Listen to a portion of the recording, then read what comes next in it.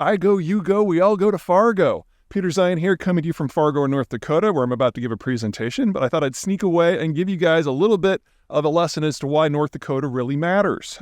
Is it because I've never had a bad meal here? No. Is it because I've been here 9 times in February and it's been above freezing every single time? No. It's because it is the only American agricultural state that does not have water frontage. Now, as you guys know, moving things from A to B on water is pretty easy. It's about 1/12 the cost of moving it by truck. But if you don't have water access, you have to come up with another option. So in the case of North Dakota, they have built out the world's deepest rail connection system. You've got more miles of freight railway per square mile of land than anywhere else in the Western Hemisphere. And there's only a few specific zones in places like Germany that even come close. Now, pros and cons.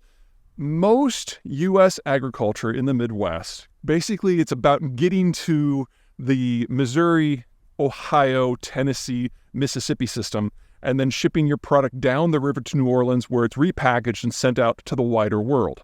North Dakota can do that. There is a rail connection here from Fargo that goes down to the Quad Cities on the Illinois-Iowa border that does exactly that, in fact, but it doesn't have to. It can also go west to Montana and then ultimately to the West Coast. And that allows, if the market is right, for North Dakota to be really the only farm state to easily reach the Pacific Rim.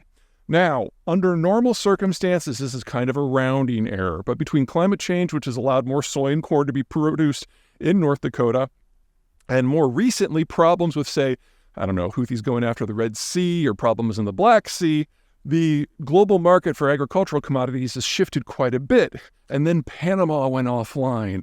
And so if you're in Iowa or Illinois or the rest, you're trying to ship your product and you're discovering it's basically trapped in the Atlantic Basin. And the general position for folks here in North Dakota is because they can go wherever they want to.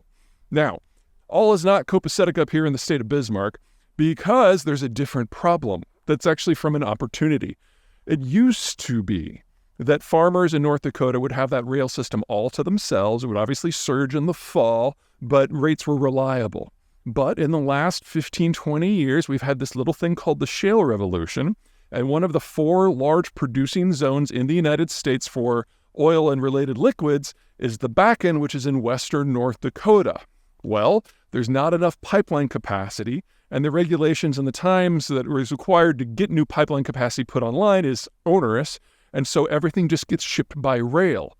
So seasonally, when the farmers need all of it, they're discovering that it's not all there. And so we have this irresistible force of the agricultural system meeting the unmovable rock of the energy system. And the two of them are duking it out in ever more dramatic ways here in North Dakota in order to get control of what access there is. The only solution to that, of course, is to build another damn pipe, but that's going to have to be a topic for another day.